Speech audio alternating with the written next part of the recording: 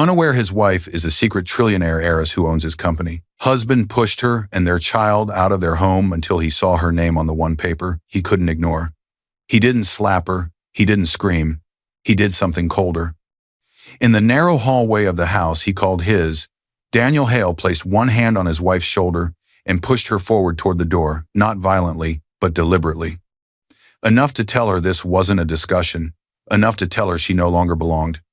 "Take the kid," he said, already glancing at his phone. "You can stay somewhere else for a while." Legally, the house was marital property. On the title, though, only his name appeared, a detail he now clung to as proof that everything inside it was his. Evelyn stumbled one step, instinctively pulling their 6-year-old son close as his backpack slipped off his shoulder and hit the floor. The boy looked up, confused, clutching his mother's coat.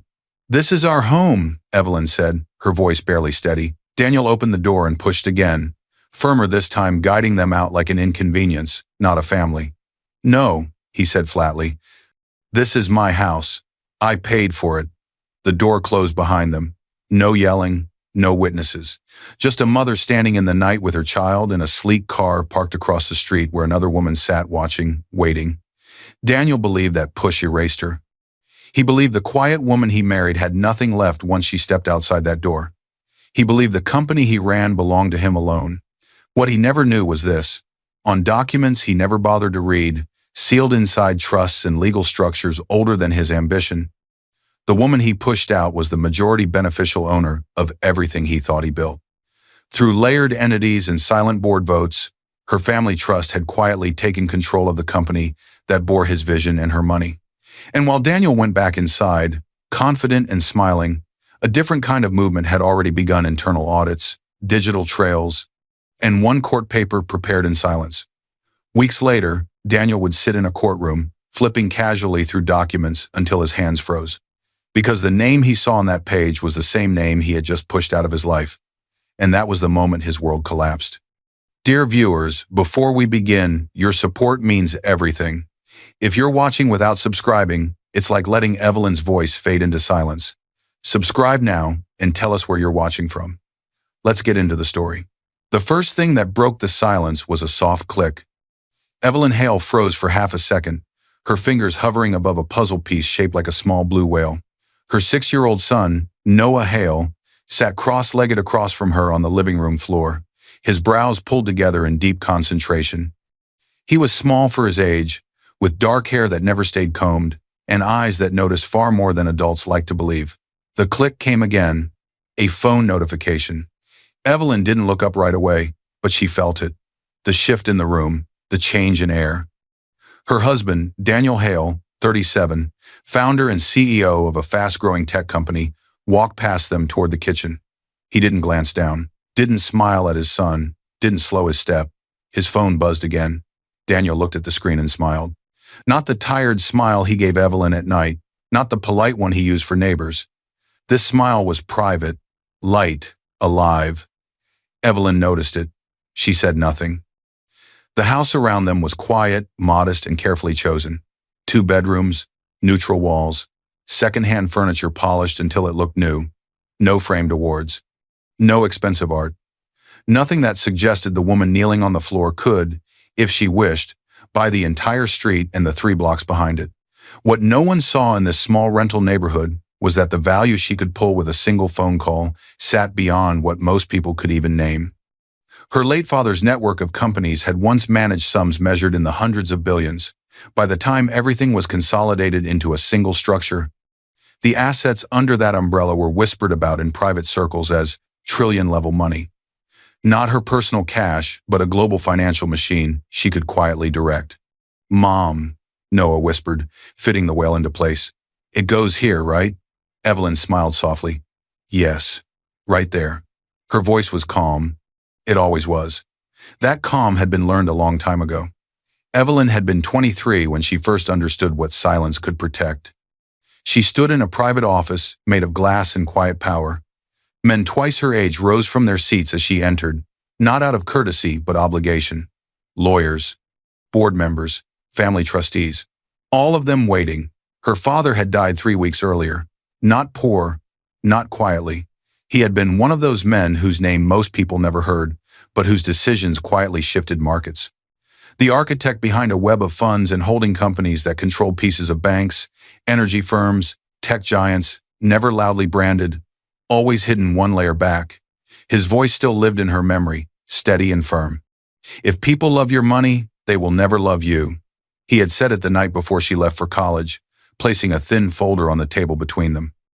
If you ever marry, test the heart, not the hunger. That folder became her life. Inside was the blueprint for a world most people never saw. Hale Holdings, Master Trust. She inherited a fortune measured in numbers most people never say out loud. The wealth wasn't stored in cash or homes.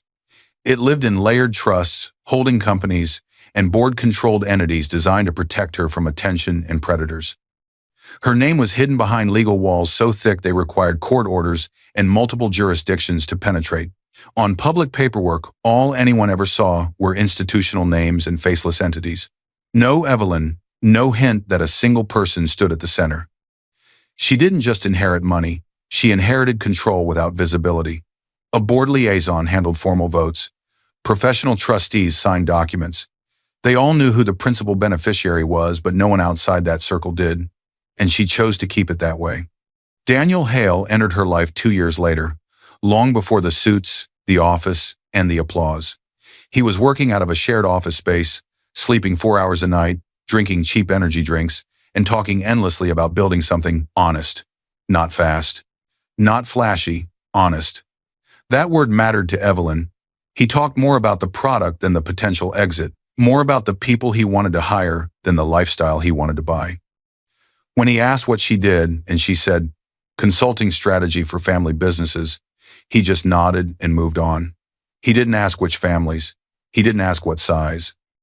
He didn't try to impress her with numbers. When his startup, Nexus Point Technologies, needed capital to survive, Evelyn made a single call from a quiet corner. Her legal team created a venture shell, a standard investment vehicle used by the family office. On paper, it had a forgettable name and a registered address in a city Daniel had never visited. The money moved quietly, cleanly. Hale Holdings sat 2 layers above it, invisible. Daniel saw only a committed institutional investor. He never asked who ultimately owned it. Evelyn took that as a sign. He wasn't chasing her for money. Once, months later, when Nexus Point landed its first major contract, Daniel laughed and said, "Whoever that fund is, they must own half the world." Evelyn smiled. He didn't realize that her family structures held a controlling stake in his company, and that as he raised more capital, her trust kept quietly matching and consolidating until her side was the single largest shareholder. She didn't correct him. The puzzle was nearly finished now. Daniel opened the fridge, poured himself a drink, and leaned against the counter. His phone buzzed again. He typed quickly, his back still turned. Evelyn watched him not with suspicion, but with attention. Love, she believed, meant noticing before accusing. She placed the final piece into the puzzle. Noah clapped quietly. "We did it." "Yes," she said, "we did." That night, after Noah was asleep and Daniel was still on his phone, Evelyn walked into the bedroom alone. She knelt beside the closet and slid open a drawer that stayed locked. Inside was a slim folder.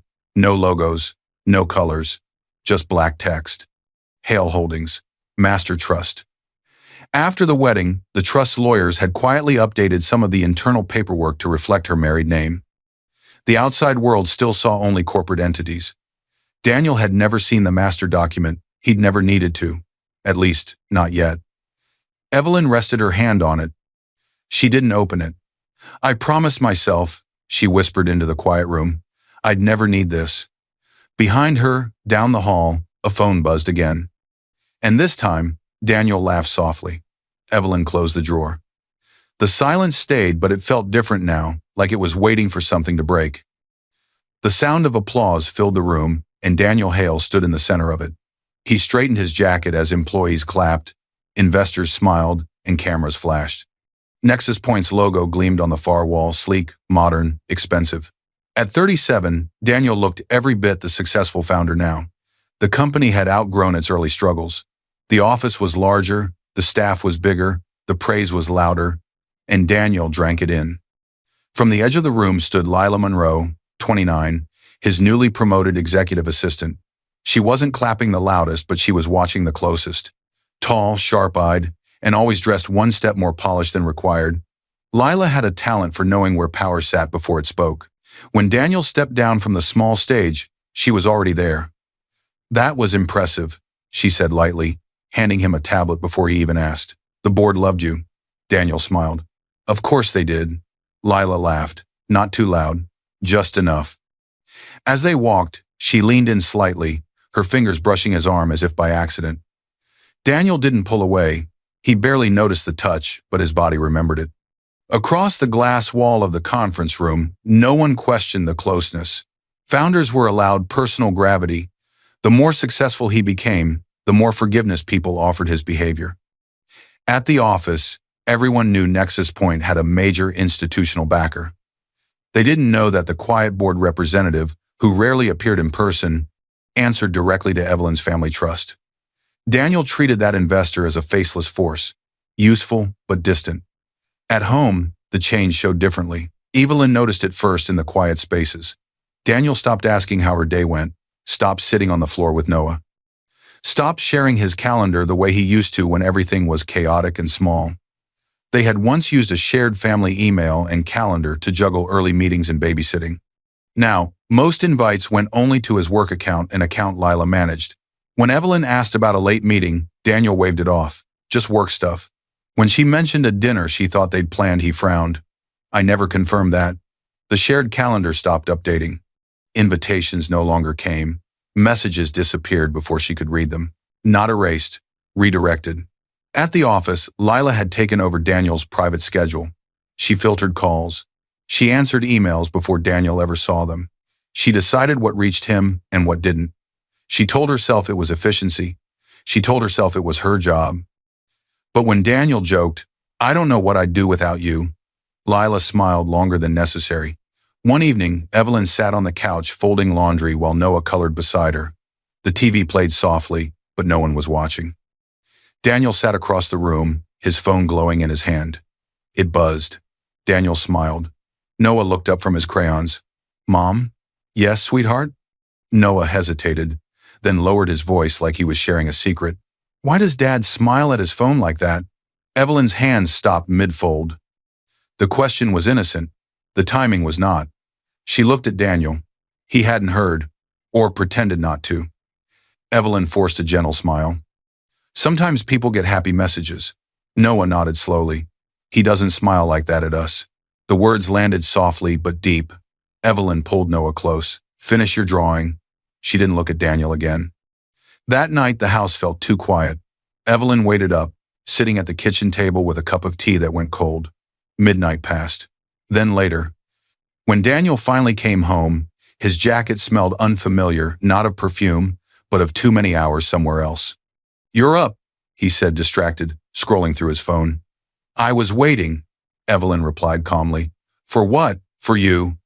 Daniel sighed, not angrily but impatiently. Like the question cost him something. Evelyn studied his face. The man she married was still there but slightly out of focus, like a photo that had been handled too many times. She chose her words carefully. "Are you happy?"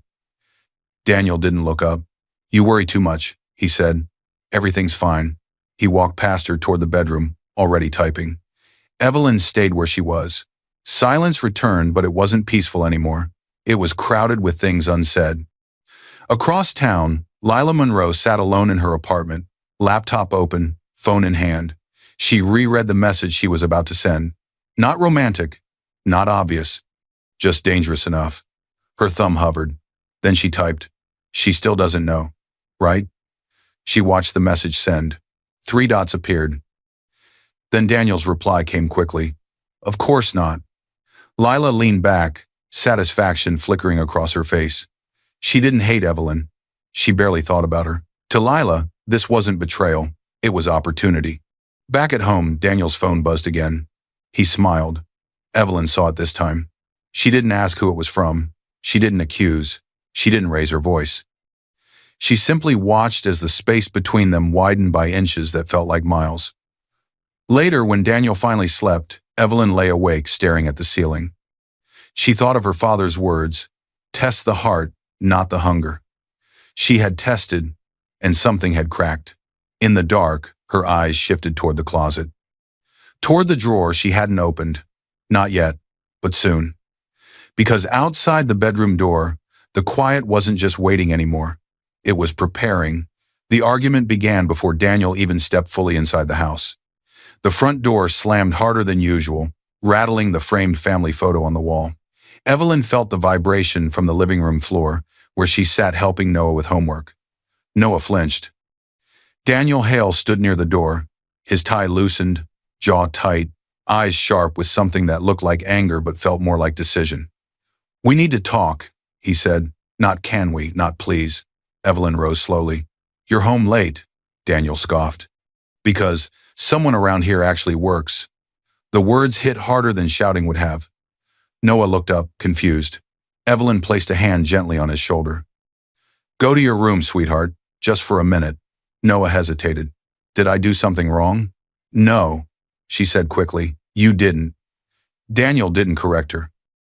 When Noah disappeared down the hall, Daniel stepped forward, arms crossed, pacing like a man preparing a speech he'd rehearsed in his head on the drive over. "I can't keep doing this," he said. "I'm carrying everything. The company, the bills, the pressure." Evelyn listened, her face calm, though something inside her tightened. "I support you," she said. "I always have." Daniel laughed, short and bitter. "Support? You sit at home, you don't contribute, you don't understand what it takes to build something." Evelyn felt the sting, but she didn't interrupt. "You don't even try to keep up anymore," Daniel continued. "You live in this quiet little world. Meanwhile, I'm surrounded by people who actually add value." He didn't say Lila's name. He didn't have to. Evelyn's voice was steady. "If this is about work stress, it's about you," he snapped. "You're holding me back." The room went silent. Daniel took a breath, as if calming himself, then spoke again, colder now. "I need space." Evelyn nodded slowly. "Then take it. We can talk about no," he interrupted. "You and the kid can stay somewhere else for a while." The words landed like something heavy dropped on glass. Evelyn stared at him. "Daniel, this is our home." Daniel didn't hesitate. "No," he said flatly. "This is my house. I paid for it. My name is on every document." He didn't mention that legally. Marriage didn't work the way he wanted to believe. In his mind, the person paying the mortgage owned the walls. That was the moment something in Evelyn broke, not loudly, not visibly, but completely. She remembered signing the papers years ago, letting the house be in his name alone, because she didn't want any trail that might tie their personal life back to Hale Holdings. Believing marriage meant shared ground, not weapons. She had trusted him. She had never imagined he would use paperwork as a knife. "Where are we supposed to go?" she asked quietly. Daniel looked away. "That's not my problem right now." "Not our problem, your problem." Evelyn nodded once. "Okay," she said. That surprised him. The packing was silent. No yelling, no thrown objects, no dramatic last words. Evelyn moved with calm precision, placing clothes into a single suitcase. Noah watched from the doorway, clutching his favorite backpack too big for his small shoulders. "Are we going on a trip?" Noah asked softly. "Yes," Evelyn said, kneeling in front of him. "A short one. Will Dad come?" She didn't answer right away. Then, "Not right now." Noah nodded, trying to be brave. Daniel stood in the hallway, arms crossed, watching like a stranger observing a process he'd ordered but didn't want to witness. When Evelyn zipped the suitcase, Daniel checked his phone. A message lit up the screen. He smiled. Evelyn saw it. She said nothing. At the door, she paused. "Daniel," she said, not pleading, not angry. "If you're doing this because you think I'm weak," he cut her off. "I'm doing this because I'm done." She studied his face.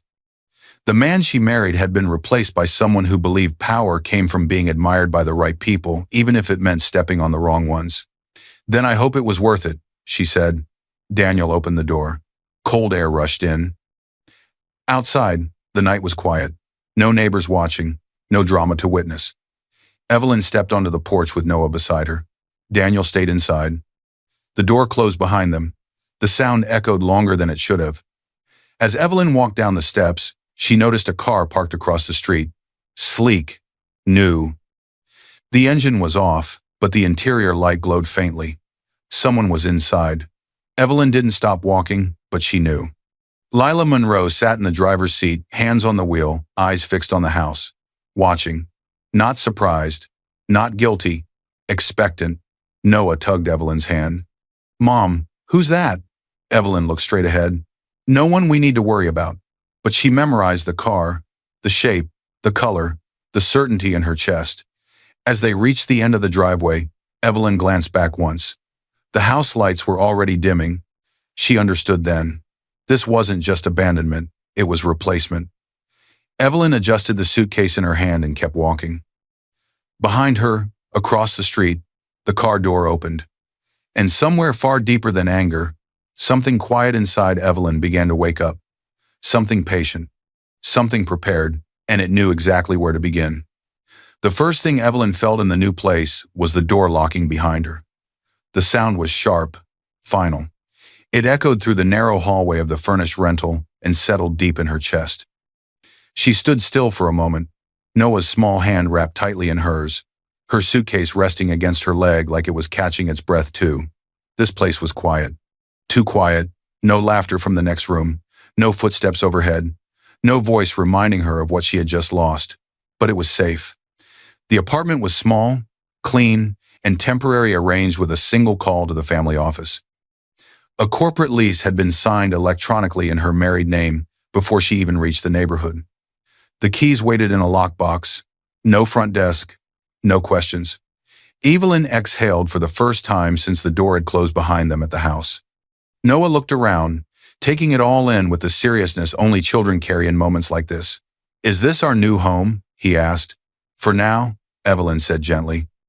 She set the suitcase down and knelt in front of him. Noah's backpack slipped off one shoulder, nearly pulling him sideways. He frowned. "Did we do something wrong?" The question pierced her deeper than Daniel's words ever could. Evelyn placed both hands on Noah's arms and met his eyes. "No, we didn't do anything wrong." He waited. "We just learned something important," she said. "And sometimes learning means moving." Noah nodded slowly, not fully understanding but trusting her anyway. That trust steadied her. That night, after Noah finally fell asleep on the unfamiliar bed, Evelyn sat alone at the small kitchen table. The apartment hummed softly, every sound amplified by newness. The stillness pressed in, but it no longer felt empty. It felt focused.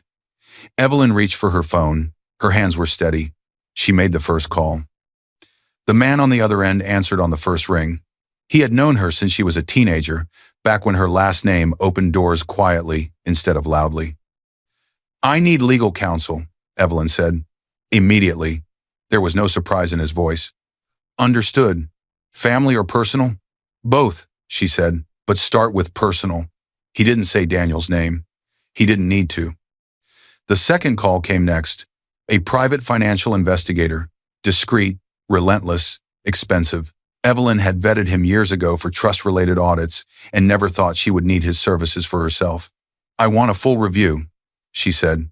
"Emails, transactions, internal approvals, everything tied to my husband and his assistant."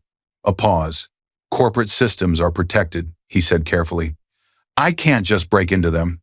"You won't," Evelyn replied. "You'll go through the board." She gave him a reference code only a handful of people in the world recognized, an internal control clause tied to Hale Holdings' position as Nexus Point's majority investor.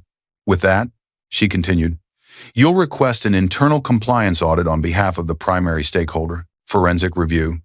Full cooperation from their IT and finance teams. No one needs my name to do it." Understanding flickered in his silence. "Anyone specific?" he asked at last. Evelyn didn't hesitate. "Lila Monroe, executive assistant, and my husband." The investigator exhaled slowly. "That will take some time. And it won't stay quiet inside the company." "That's fine," Evelyn replied. "Just don't miss anything." The third call was the hardest. Not because of fear, but because it meant crossing a line she had promised herself she wouldn't. She dialed a secure number. A familiar voice answered. Older, calm, grounded in decades of discipline. The board liaison from her father's trust. "I never wanted to make this call," Evelyn said. "You wouldn't be calling if it wasn't necessary," the man replied. "What do you need?" Evelyn closed her eyes. I need you to prepare the ownership documents, she said. Not for public release. Not yet. I just need them ready and verified for court. Silence. Then, carefully, has something happened? Yes, Evelyn said, but I intend to handle it properly. The liaison didn't ask for details. He only said, I'll be ready. The following days passed quietly, too quietly for someone who had just been pushed out of her home. Evelyn cooked simple meals. She walked Noah to a nearby park. She smiled when he smiled. She answered his questions without letting her anger leak into her voice. She waited. Then the investigator called back. His voice was measured but tight. The board-approved audit opened the door, he said. We pulled emails from the company servers. Finance exported the ledgers. There are irregular transfers. Evelyn listened, her expression unreadable. How bad? She asked. Small at first, he said, then larger. Always approved under your husband's credentials. And the funds lead to accounts connected to Lila Monroe, he continued. There are also expense reports coded as business that clearly aren't. Hotels, gifts, travel that doesn't match any client record. Evelyn closed her eyes. So it's worse than I thought, she said. Yes, the investigator replied, but it's traceable and lawfully documented. The board has copies. Your attorney will too. When the call ended, Evelyn remained still, the weight of confirmation settling over her. This wasn't just betrayal, it was exposure. That night, Evelyn sat beside Noah as he slept, watching his chest rise and fall. Her phone vibrated, a message from Daniel. File the divorce. I already moved on. The words were blunt, efficient, final. Evelyn stared at the screen for a long moment. Then she turned it face down. No, she whispered, so softly only the walls could hear. You already did. She reached for the bedside drawer and rested her hand on it. Inside, the slim folder waited. Not opened, not yet. Outside, the world kept moving, unaware that something silent had begun to turn. And somewhere in law offices and trustee boards, paperwork was being prepared that would change everything. Evelyn lay down beside her son, eyes open, mind sharp. The storm hadn't arrived, but the ground beneath it was already shifting. The first file hit the table like a gunshot. Evelyn didn't flinch, but everyone else in the room did. The private financial investigator stood across from her, sleeves rolled up, eyes tired but sharp. The small conference room was plain, chosen on purpose. No windows. No distractions. Just truth, laid out piece by piece. This is everything the internal audit pulled so far, he said, approved by the board's representative. And it's not good. He opened the folder. Emails appeared first, deleted ones, recovered ones. Messages Daniel believed were gone forever, still sitting on company backup servers that now, by board order, belonged to this investigation. Evelyn scanned them silently. Her face didn't change, but something deep inside her hardened. There were conversations between Daniel and Lila that had nothing to do with work schedules. Complaints about Evelyn, jokes at her expense, decisions made behind her back. The investigator slid another document forward. Expense reports, he said, approved by Daniel. Some falsified, some disguised. Evelyn's eyes moved line by line. Hotel charges listed as client meetings. Luxury purchases labeled office equipment. Travel reimbursements that matched no business calendar. And then this one matters, the investigator added. A promotion notice. Lila Monroe promoted to a strategic operations role. No formal job description. No board approval. No standard compensation review. Just Daniel's digital signature and a salary adjustment that outpaced similar roles by a wide margin. Evelyn looked up. That position doesn't exist in the original structure. It didn't, the investigator replied, until Daniel created it with a backdated memo. There's also a bonus pool he diverted discretionary funds into. Most of it went to her. The noose tightened. Across town, Lila Monroe stood in front of a mirror, adjusting her jacket. She smiled at her reflection. Everything still looked like it was going according to plan. Daniel had moved Evelyn out. The house was quiet now. His attention belonged to Lila more openly, more recklessly. She could feel the shift, the confidence. You don't have to hide anymore, she told him later that night, running her fingers lightly along his arm. Once the divorce is final, we can be public. Daniel nodded, distracted, already imagining his future. But Lila wasn't reckless. Behind her smile, she was careful. When Daniel left the room, she opened her laptop. She saved emails, downloaded attachments, copied expense approvals with his name on them. Messages where he instructed her to reroute funds or put it under client development, no one checks those lines. She didn't do it out of guilt. She did it because she understood power. And she knew when a man burned bridges too fast, someone always fell with him. She had no intention of being the one underneath. Back in the quiet conference room, the investigator reached the final section. Company funds, he said, used for personal property, nothing subtle. He paused. All tied to Daniel's sign-offs. The audit logs show he overrode finance flags more than once. Evelyn leaned back slowly. So if this goes public, she said, he doesn't just lose his reputation. No, the investigator replied. He loses credibility with regulators, the board, and the court. There's enough here for a formal complaint. Evelyn nodded once. Good. That afternoon, she made another call. Her attorney arrived an hour later. He was older, composed, and spoke only when necessary. He laid out documents with careful precision. Divorce petition, he said, citing abandonment and financial misconduct. The timing of him pushing you out with your child, combined with these records, strengthens your position. Evelyn read it without hesitation. Custody request, he continued, primary. Based on stability, his admitted abandonment in messages, and the pattern of misuse of corporate funds, she signed. Then he reached for a separate folder, thinner. He hesitated before opening it.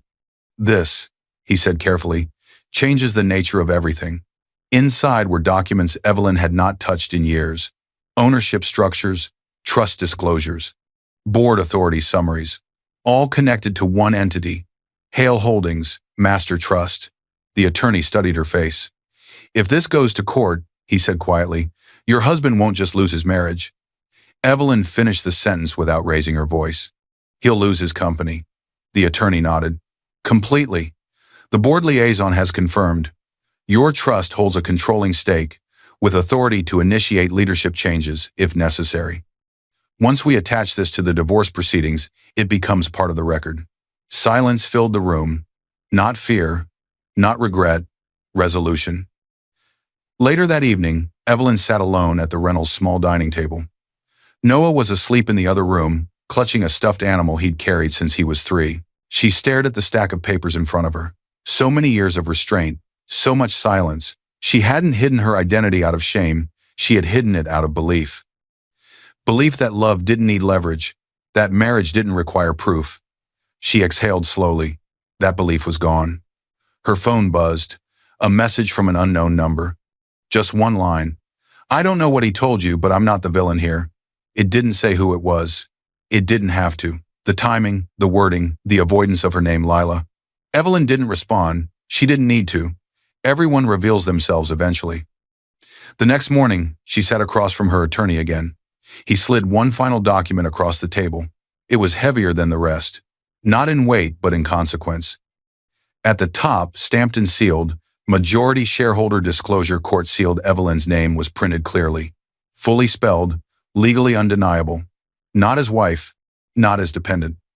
As the beneficial owner behind Hale Holdings' controlling stake in Nexus Point, the attorney watched her closely. Once this is lodged with the court, he said quietly, and unsealed for the judge, there's no going back. Daniel will see exactly who has held the power this entire time. Evelyn placed her hand on the paper. Her voice was calm. There was no going back the moment he pushed my child out of his home. She stood. The document remained on the table, waiting. And somewhere across town, Daniel Hale was still smiling at his phone, unaware that the ground beneath him had already begun to disappear. The envelope hit Daniel Hale's desk in front of everyone. Not slid, not handed gently, placed firm and unmistakable. The conference room went quiet. Senior managers sat frozen mid-discussion, laptops open, pens hovering. Daniel looked up, irritated, ready to dismiss whoever had interrupted him. A court officer stood there instead. Daniel Hale, the man said evenly, you've been served. The room seemed to shrink. Daniel scoffed and leaned back in his chair. You're doing this here? The officer didn't answer. He simply turned and walked out. Daniel picked up the envelope slowly, eyes scanning the bold heading. Petition for dissolution of marriage. A few people exchanged glances. Someone cleared their throat. Daniel laughed. Loud, dismissive. Well, he said, waving the papers, guess that's settled. He didn't read further. He tossed the envelope onto the table like it was nothing more than a bad joke and forced the meeting forward. Slides resumed. Numbers flickered on the screen. His voice sounded almost normal, but the room never fully recovered. Later, alone in his office with the door closed, Daniel finally opened the envelope properly. He skimmed the first pages. The language was sharp, precise, legal. Petition for dissolution. Primary custody requested. Financial disclosure demanded. Temporary restraining order on asset transfers. Daniel's mouth twisted. She doesn't have the money to fight this, he muttered to himself. She's bluffing with some cheap lawyer. He flipped near the back and stopped. There was an attachment. Not long, not dramatic. Just a clause his eyes snagged on. Financial interest subject to review under Hale Holdings, Master Trust. Daniel frowned. What the hell is that? He said out loud. He knew the name. Hale Holdings was the institutional investor that had backed Nexus Point's early rounds, the one he always called our silent whale. He'd seen it in cap tables and board minutes, but never thought about who sat behind it. Probably some technicality, he muttered. Something for my corporate lawyer to explain away. He didn't sign anything. He didn't respond. He put the packet aside and went back to checking projections. Across town, Evelyn sat in her attorney's office, hands folded in her lap. She hadn't been present when the papers were served. She didn't need to be. This will provoke him, the attorney said calmly. He'll focus on the divorce language and underestimate the financial references. That's fine, Evelyn replied. He always has. She thought of Noah, adjusting to a new routine without complaint. Stability mattered now. Control mattered more. On the desk between them lay 2 stacks of documents. The divorce petition, already filed. The sealed majority shareholder disclosure, prepared but not yet presented in court. When the court schedules the financial hearing, the attorney continued, tapping the sealed packet, we'll ask the judge to open this under confidentiality first. He'll see it then. Evelyn nodded once. Good, she said. Let the law go in order. That evening, Daniel stormed into his lawyer's office without an appointment. Tell me this is nothing, he said, slamming the papers down. Mark Ellison, a seasoned corporate attorney who had represented Daniel since the early days, adjusted his glasses and read carefully. He scanned the divorce allegations, then lingered on the financials. He didn't speak for a long moment. Daniel frowned. You're being dramatic. Mark finally looked up. This is not nothing. It's a domestic case, Daniel snapped. We'll settle. Just make it cheap. Mark tapped the page with the Hale Holdings clause. This part is not domestic, he said. It references Hale Holdings, Master Trust. That name doesn't show up in standard divorce forms by accident. Daniel waved it off. Yeah, I know them. They're just one of our investors. They're your largest investor, Mark corrected quietly. And if this trust language is coming into a family court file, it means someone is tying your marriage to your ownership structure. Daniel laughed, but it sounded thinner now. She's a stay-at-home parent, Mark. She doesn't own anything. Mark didn't smile. The clause doesn't name her, he said. It names the trust. I need to confirm who holds beneficial control and what rights they have. Fine, Daniel shrugged. Do your job. As he reached the door, Mark added quietly, until I confirm, don't move any assets. No large transfers. No sudden sales. If this escalates, everything becomes visible to the court, to regulators, and to your board. Daniel paused. You're overreacting. Maybe, Mark said. But freezing is cheaper than being accused of hiding money, Daniel scoffed. You worry too much. He left, already rehearsing his version of the story in his head. That night, Daniel poured himself a drink in the quiet house. The silence felt different now. Not empty. Exposed. His phone buzzed. Lila's name lit up the screen. Are you okay? He smiled and typed back. Of course, it's just paperwork, she replied quickly. Be careful. Paperwork is how people lose things. For the first time, a small thread of unease tugged at him. Across the city, Evelyn tucked Noah into bed. He looked up at her. Are we going back home soon? Evelyn brushed his hair gently. We're building a better one. She turned off the light and stood alone in the doorway for a moment. Her phone buzzed. A message from her attorney. Ownership verification from the trust will be ready for the hearing. Evelyn closed her eyes. Good, she whispered. She walked back to the small dining table where the sealed document still waited like a quiet promise. Outside, the world went on as usual. Inside court systems and boardrooms, quiet mechanisms were already turning. And Daniel Hale, still convinced he was untouchable, had no idea that the next paper placed in front of him would be the one he could no longer ignore. Lila Monroe knew something was wrong the moment she opened the copy of the court filing Daniel had left on his desk. He'd stormed out of his office to shout at someone in finance, leaving the papers half open. Lila's job had always included keeping his life organized. She told herself she was just checking what chaos she'd need to manage. Her hands trembled not from shock, but from recognition. She sat in her apartment later that night, laptop glowing in the dark, rereading the legal language she'd quietly scanned and then downloaded from the court's online system. This wasn't a dramatic threat. This wasn't emotional posturing. This was careful, surgical, written by someone who knew exactly where to strike. Words like full financial disclosure, temporary restraint on asset transfers, and trust-linked interests involving Hale Holdings. Master Trust stared back at her. This wasn't just a divorce. This was a fuse. Lila leaned back slowly, confidence draining with every line. She thought of Evelyn Hale, not angry, not loud, not desperate, just calm, always calm. That calm suddenly felt dangerous. Lila had entered Daniel's life believing she understood power. She was 29, ambitious, and smart enough to know when a man was rising and when to attach herself to that rise. Daniel had been easy, too easy. Flattered by attention, hungry for admiration, grateful for someone who made his life simpler. When Evelyn disappeared from the house, Lila thought she had won. Now, staring at the filings, Lila realized she had misjudged the woman she replaced. Evelyn wasn't weak, she was quiet. And quiet people didn't fight without preparation. The next morning, Lila arrived at the office early, too early. She watched executives walk past her desk with tight expressions. Whispers traveled faster than emails now. People sensed instability before it was announced. Daniel wasn't in yet. Lila logged into her computer and began copying files. Not randomly, carefully. Emails between her and Daniel. Voice notes he'd sent late at night. Expense approvals with his signature, but her account listed. Messages where he told her to just reclassify it or put that through under client development. No one checks that line. She saved everything to an encrypted flash drive. Then she opened a secure browser and searched for a name she had heard in the halls recently. The external investigator hired for the board review. She had overheard Daniel complain about some guy digging around because the investors are nervous. That was enough. The meeting took place in a neutral location.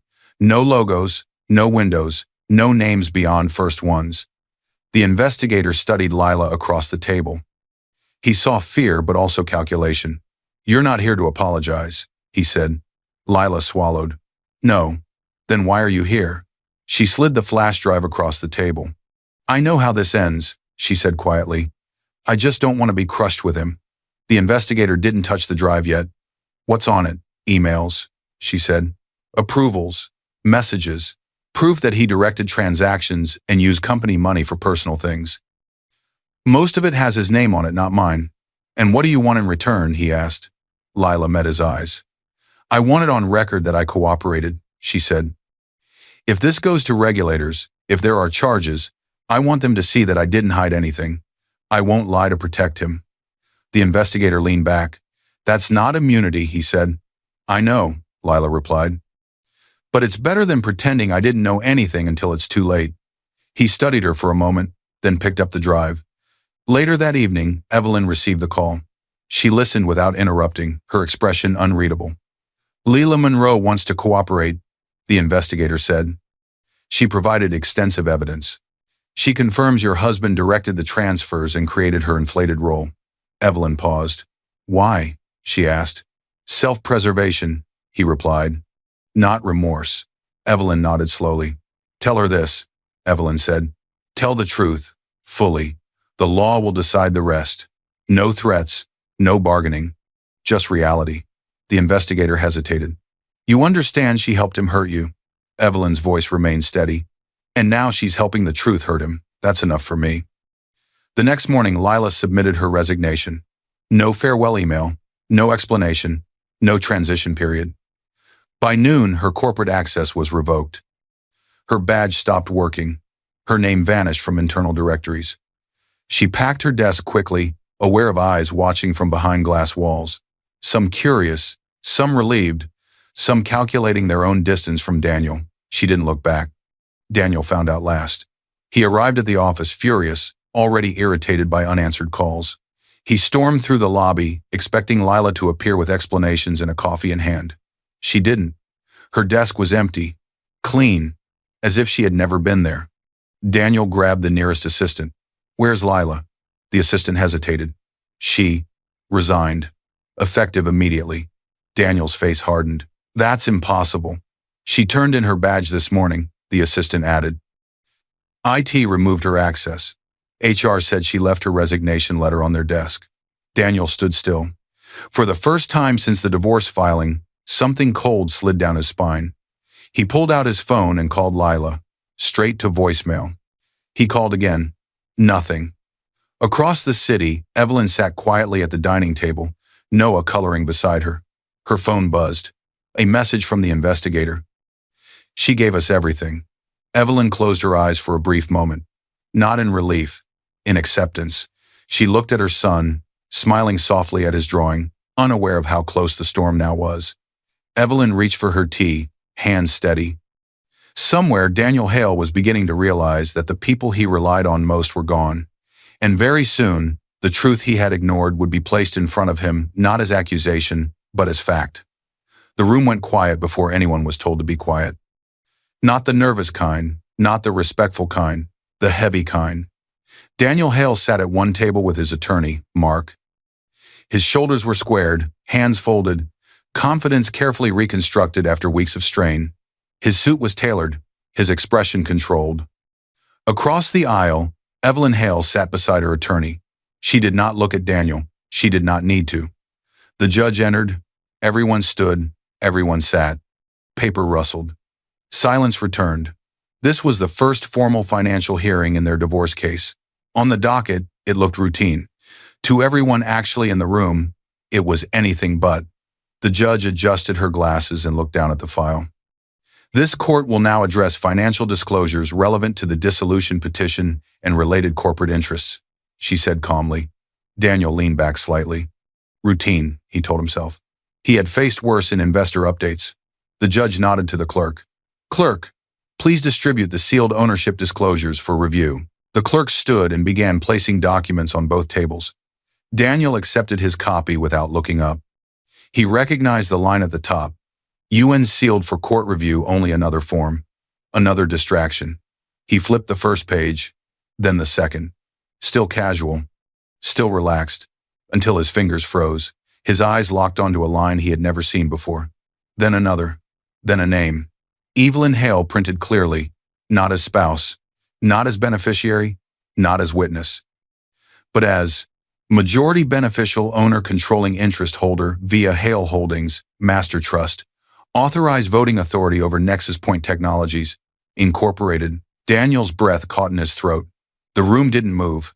It didn't need to. He flipped the page again, faster now, scanning as if the words might change if he read them differently. They didn't. The corporate records attached from Hale Holdings board liaison confirmed it. The trust that had funded his company, his silent whale, was not just a big investor. It was hers. His hands began to shake. Across the aisle, Evelyn finally lifted her eyes. This was the first time she had looked at him since the night he pushed her and their child out of the house. Her face held no anger, no satisfaction, just certainty. Daniel looked at her like he was seeing her for the first time. Not the quiet woman who folded laundry. Not the patient wife who listened. Not the mother he had dismissed, but the person he had never bothered to ask about. The person who owned everything he thought was his. Mark leaned in close, his voice barely audible. "Daniel, we need to request a recess." Daniel didn't respond. The judge watched him carefully. "Mr. Hale," she said evenly, "do you require clarification on the document?" Daniel swallowed. I don't understand," he managed. The judge nodded once. "That," she said, "is not the same as the document being unclear." She turned to the clerk. "Please confirm the basis for this disclosure." "Yes, Your Honor," the clerk replied. The ownership records are certified by the trustees of Hale Holdings, Master Trust, and corroborated by Nexus Point's board minutes. The trust holds a controlling stake, and the beneficial owner named is Mrs. Evelyn Hale. Daniel's heart pounded. Trust, control, his company, all tied to the woman he had pushed out of his home. Evelyn's attorney rose. Your Honor, he said calmly, the petitioner chose not to disclose her financial position during the marriage, which she is legally permitted to do under these trust structures. However, given the allegations of financial misconduct and misuse of corporate funds by Mr. Hale, her ownership is now directly relevant. Daniel's attorney stood quickly. This is highly irregular. My client was never informed. The judge raised a hand. Not being informed, she said, is not the same as the structure being illegal. She looked back at Daniel. Mr. Hale, she asked, her voice firm but not unkind. Were you aware that your company's majority investor was a trust controlled by your spouse? The question hung in the air. Every eye turned toward him. Daniel opened his mouth. No words came out. He closed it again. Nothing. For the first time in his life, confidence failed him completely. Silence answered for him. Evelyn exhaled slowly. Not in relief, in release. Years of restraint, years of choosing love over leverage. All of it had led here not to revenge, but to truth. The judge made a note. Let the record reflect, she said, that Mr. Hale was not aware of his spouse's controlling ownership interest. She paused. And let the record further reflect that this does not alter the validity of that ownership. Daniel's phone buzzed in his pocket. He didn't check it. He couldn't. Because the ground beneath him, the company, the identity, the power had already cracked. And as the judge turned to the next issue on the docket, financial restraints and referrals, the man who thought he owned everything finally understood. He had never even read the fine print. The gavel didn't need to be loud to destroy him. It came down once, sharp, final. Daniel Hale felt the sound more than he heard it. It traveled through the table, through the chair, straight into his chest. For a brief moment, the room spun not because the judge was speaking too fast, but because his world was falling apart faster than his mind could keep up. The judge's voice was calm, almost gentle, as she delivered the sequence that would undo him. Based on the evidence presented, this court grants the petition for dissolution of marriage. Daniel's hands clenched. Primary physical custody of the minor child is awarded to the petitioner, Mrs. Evelyn Hale. Mr. Hale is granted scheduled visitation, as outlined in the parenting plan. His throat tightened. The court further issues a protective order over all marital assets and Mr. Braun, Hale's personal holdings in Nexus Point Technologies. No sale, transfer, or encumbrance may occur without court approval. Mark Ellison, his attorney, lowered his eyes. Finally, the judge continued. Given the documented misuse of corporate funds and the corroborating testimony provided through the board-authorized audit, this court is referring the financial evidence to the appropriate regulatory and prosecutorial authorities for review. Silence followed, not shock, not outrage. Just the quiet recognition that nothing in that room could undo what had been said. Across the aisle, Evelyn closed her eyes briefly. Not in victory, in completion. She felt Noah's future settle into place, stable, protected, shielded from the damage his father had created. When she opened her eyes, the judge was already moving on, paperwork being signed, records updated. The process continued without ceremony because justice didn't need drama to be devastating. The board meeting happened that same afternoon. No speeches, no inspirational slides, just an agenda item. The Hale Holdings representative joined via secure video. With the majority stake now openly tied to Evelyn, no one in the room misunderstood whose wishes were being expressed when the representative spoke. A motion was read. To suspend Daniel Hale as CEO of Nexus Point Technologies, effective immediately, pending the outcome of the financial investigation, and to remove him from all operational authority. No debate, no defenses, hands raised, unanimous. By the time Daniel returned to the building, his access card still opened the lobby turnstiles but failed at the executive floor. Security met him there. Mr. Hale, one of them said, not unkindly, we've been instructed to escort you to HR. He was given a formal letter outlining his suspension and board decision. His laptop was taken, his corporate email access cut, his office door badge deactivated. Colleagues avoided his eyes, some out of fear, some out of relief. some out of shame for not being surprised. By evening, the story had leaked. Headlines spread quickly through industry news and social media. Founder suspended amid financial probe, majority owner revealed as estranged spouse, board moves to stabilize Nexus Point after internal audit. The man who claimed to have built everything now had nothing solid to stand on. Daniel wandered through the city like a ghost. Every place he once felt respected now felt hostile. His phone buzzed endlessly, messages from reporters, calls from people pretending to care, silence from those who once promised loyalty. Lila never called. Mark sent a single text. Given today's developments and the criminal referral, I can no longer represent you. I recommend independent counsel, experience in white-collar defense. Daniel stared at the message until the screen dimmed. Outside the courthouse, earlier that day, Evelyn had stepped into the late afternoon light. The air had felt different, lighter. Like something heavy had finally been lifted from above her, not from her. Daniel had seen her and rushed forward, his composure finally cracked. Evelyn, wait. She had stopped. He had stood there, suit wrinkled, eyes red, pride stripped bare. Why didn't you tell me? He asked, voice breaking. Why didn't you ever say who you were? For a moment, the past had hovered between them. Years of dinners, conversations, choices. Evelyn looked at him not with anger, not with satisfaction, with clarity. You never asked who I was, she said quietly.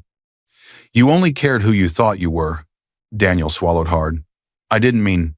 She raised a hand gently. It doesn't matter what you meant, she said. It matters what you did. She turned and walked away. Daniel stood frozen as she disappeared into the crowd. That night, Evelyn returned to the small rental home.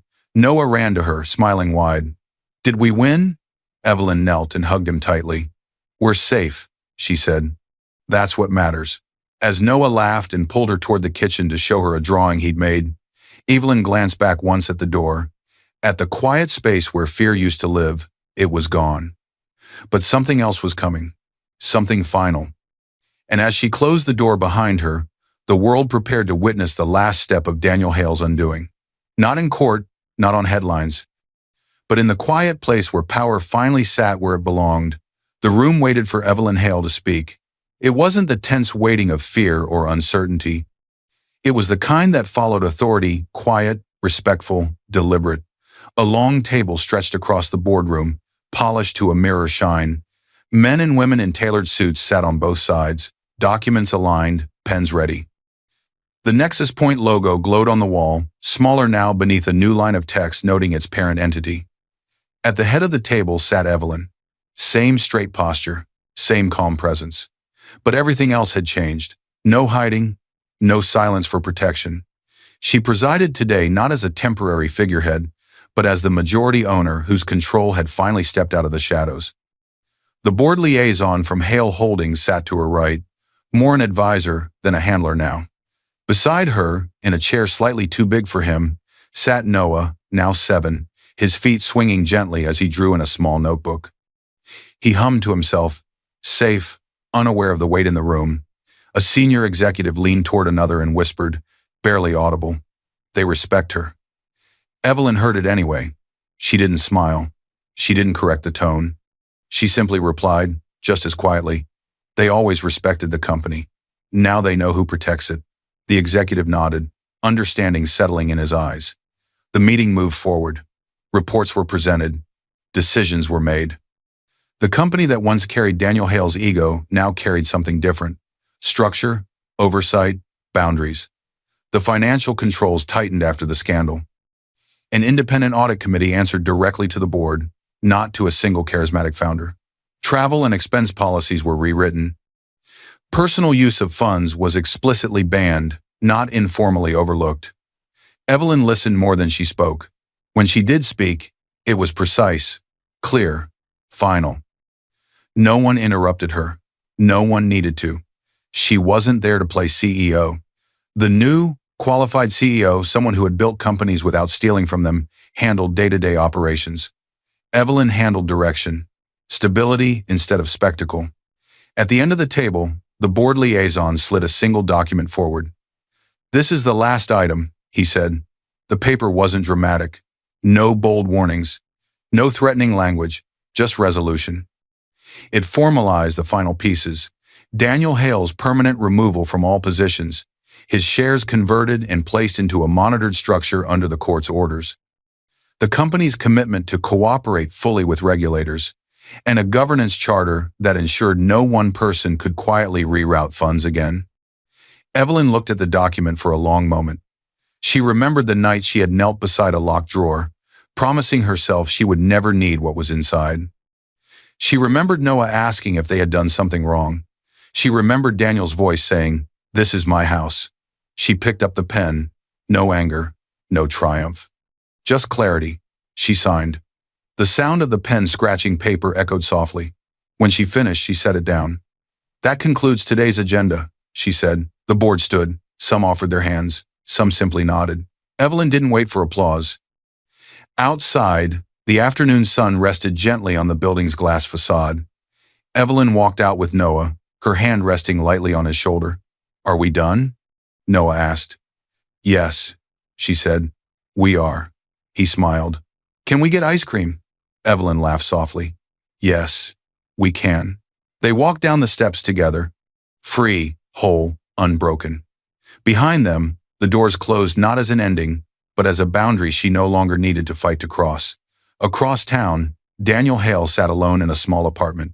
No photos, no awards, no visitors. His phone lay face down on the table. It hadn't buzzed all day. He stared at the wall, replaying moments that now felt unreal, laughs that had vanished, confidence that had dissolved, a life he thought he owned. He finally understood something too late. Power had never shouted in his house. It had waited in drawers he never opened, in questions he never asked, in a woman he never really saw. That evening, Evelyn tucked Noah into bed in their new home, not the temporary rental. A simple, warm place she chose herself, purchased through a straightforward structure in her own name this time. No secrecy, no hidden titles. Just a house where every room felt like theirs. Noah looked up at her sleepily. "Mom? Yes? You're not sad anymore?" Evelyn paused, then smiled. "No," she said, "I'm not." She turned off the light and stood in the doorway for a moment, listening to his breathing steady. She walked into the living room and looked around. No trophies, no luxury for show, just peace. Evelyn sat down, closed her eyes, and let the quiet settle, not as silence, but as strength. Because some people never need to prove who they are. They only need the right moment to stop hiding it. Power doesn't need to announce itself. It only waits for the moment it's needed. I hope you enjoyed watching this story as much as I enjoyed creating it. If it moved you, like, share, and comment on the lessons you learned. Let me know where you're watching from in the comments below. I'll see you in my next video.